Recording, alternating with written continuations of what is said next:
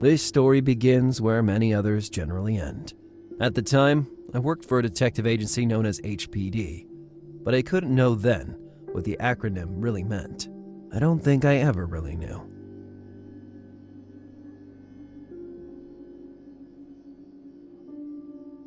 For a few months, I'd been on the trail of the man the press not very originally renamed Blowtorch. A clue led me to the extreme outskirts of Miami, in a little out-of-the-way suburb that smelled like rotten fish.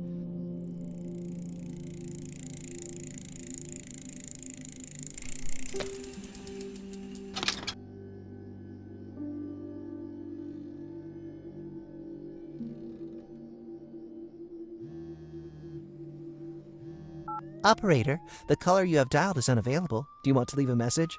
Bundy, knock it off. Judging from the traffic noise, I'd say you disobeyed my orders. Hey, I just went out for a ride on my bike. What's the harm?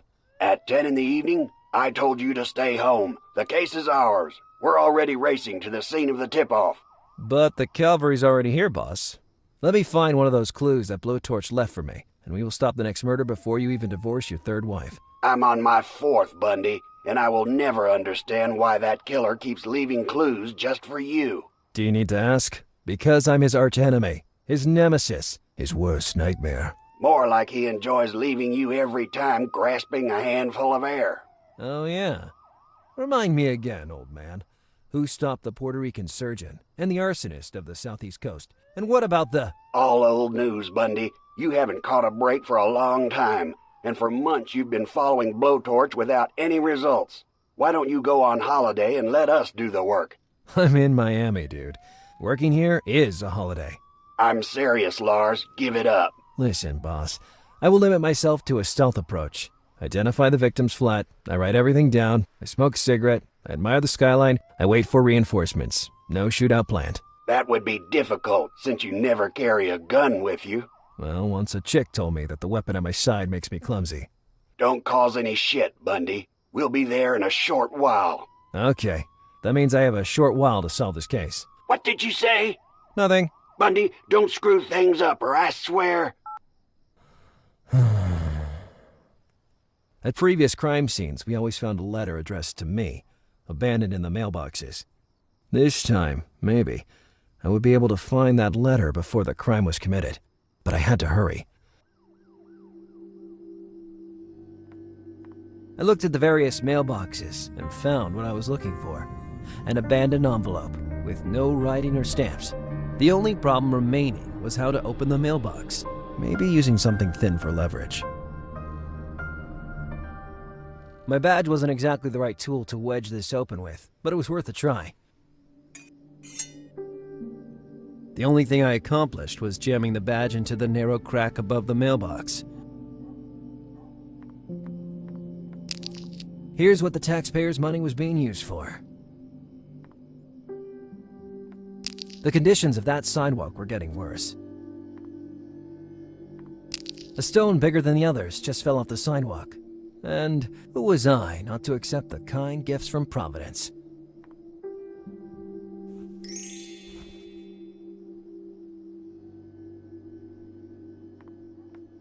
The way it was stuck, the badge would act as a chisel.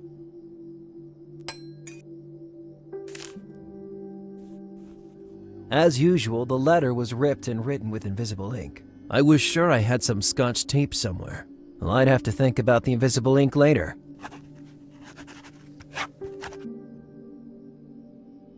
I was sure I had some Scotch...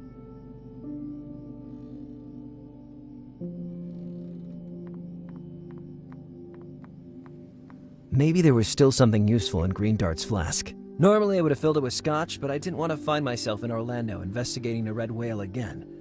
Like last time. Hey, there really was some scotch after all. Scotch tape, I mean. There was nothing else in the flask. There was nothing else... I would have stuck the scotch tape in the back of the letter, so as to obtain the best readability. I always hated puzzles.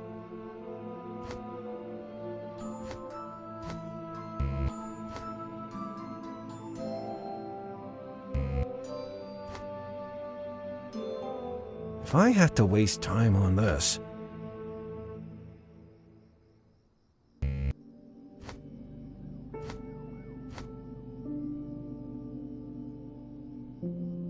I hate this stuff.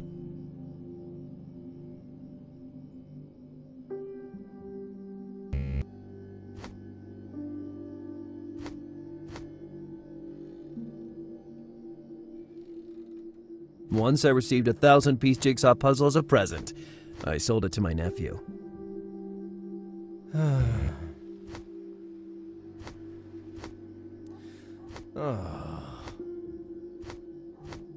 It wasn't as difficult as I feared. At that point, I just had to find a way to read the message hidden in the letter. Well, I remembered that to reveal invisible ink, you just have to warm it. Where could I find a source of heat that late at night?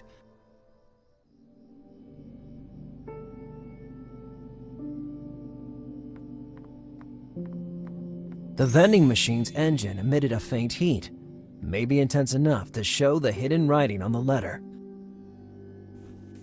And first, nothing happened. I was about to give up when it happened. The first characters appeared. The letter corresponded in every way with the ones found before. Supportive tone, an apparent desire to support the police force, then laced with a sudden temper tantrum hinting at a killing frenzy. I had to dig into this, looking for clues. The letters were always kindly addressed to me. Blowtorch's tone ranged from disappointment to encouragement, with a barely concealed desire for recognition. The forensic guys had no doubt about the gender of the killer just after the first murder. The reason for their certainty wasn't the accuracy of the burns, so much as the various bruises found on the bodies, which displayed extraordinary force. The usual outburst in the middle of a letter that until then seemed thoughtful and balanced.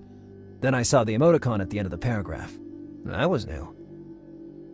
That face. In his earlier letters, Blowtorch never left anything similar. I took a mental note. I guess Blowtorch tried to be funny at times, the only result being to appear even creepier. The last paragraph was surely hiding a clue. The murderer was even directing us to a specific profession. The initials in the last paragraph were found in the previous letter, but they were too vague a clue to narrow down the scope of the investigation. The usual closing format. Blowtorch constantly described himself as a normal citizen and a regular taxpayer. I don't know why, but that format made me mad. The usual close. I don't know.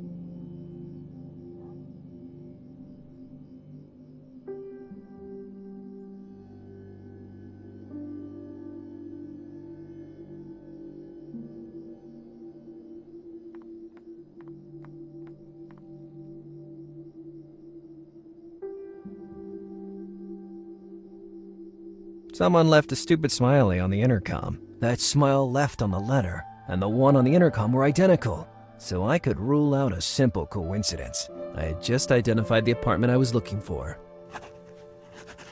I love making prank calls, but this really wasn't the right moment. The apartment was registered to a certain G. Glover. I hoped I got there in time.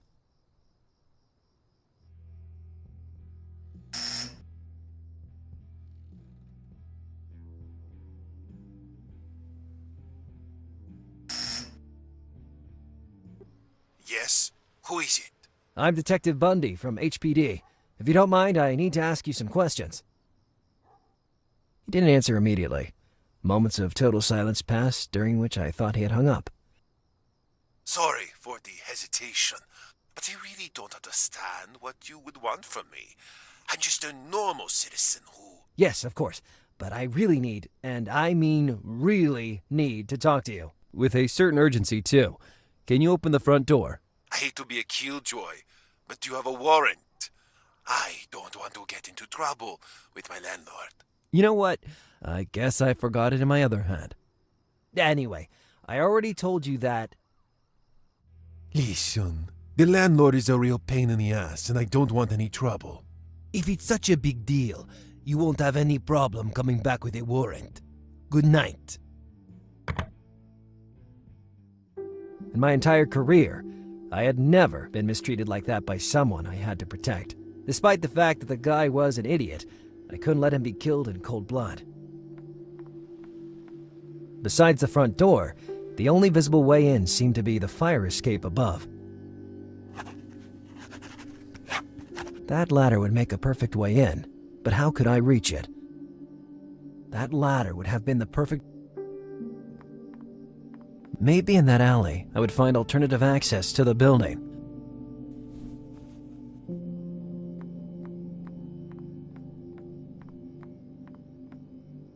It didn't seem so high from the street.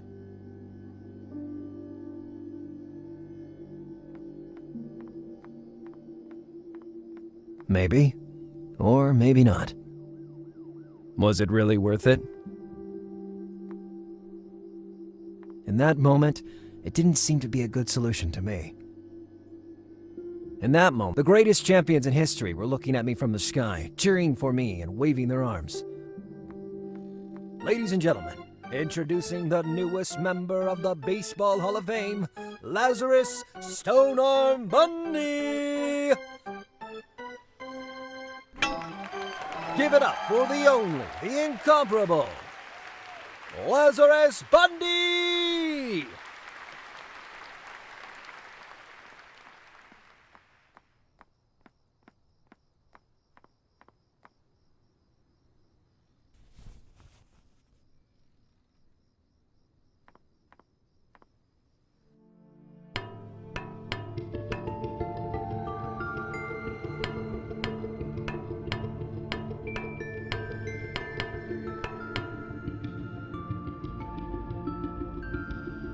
Lazarus Bundy in my place. Who'd have thought it? Here's my man. All 7'5" of a man, to be exact. Well, so much the better. If things got out of hand, he could protect me. Lazarus Bundy, what are you doing? I still had some surprises in store for you. Instead, it's already time to put an end to our game.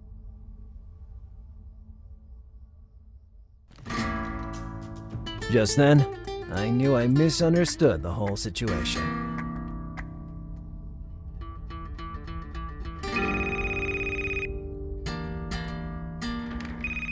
Not a word.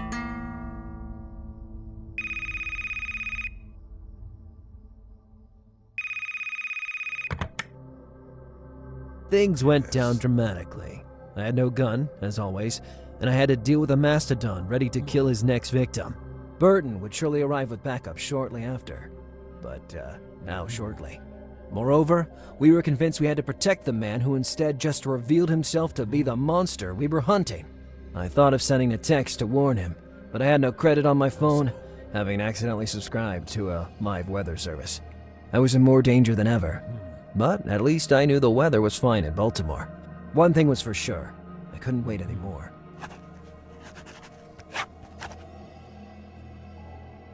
Trying to use the lamp as a makeshift weapon would have meant walking the entire length of the room twice. If I wanted to die, I could have found a more glorious method, such as jumping out naked after drawing a target on my chest. That beast towered over me, but a bottle in the right spot would put anyone to sleep. I had to hold my breath. The slightest noise would betray me. No. Never mind.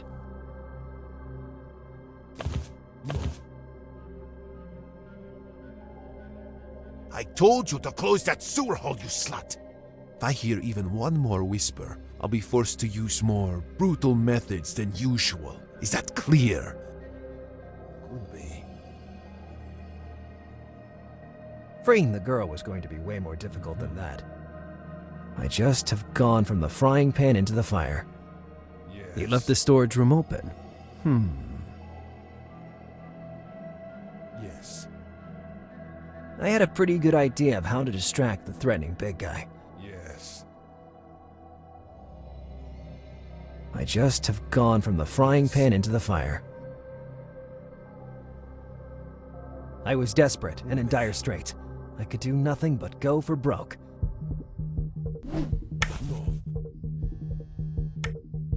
Look what you made me do, slut. First, I need to recover that damn phone that I still don't know how you managed to keep from me. Then, we'll settle up.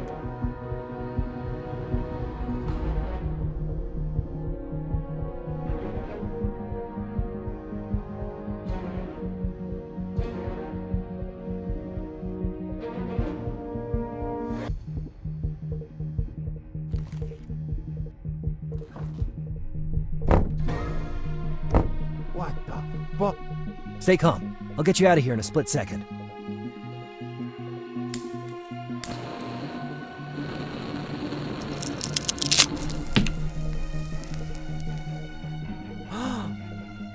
Hurry! Run! I'll hold him.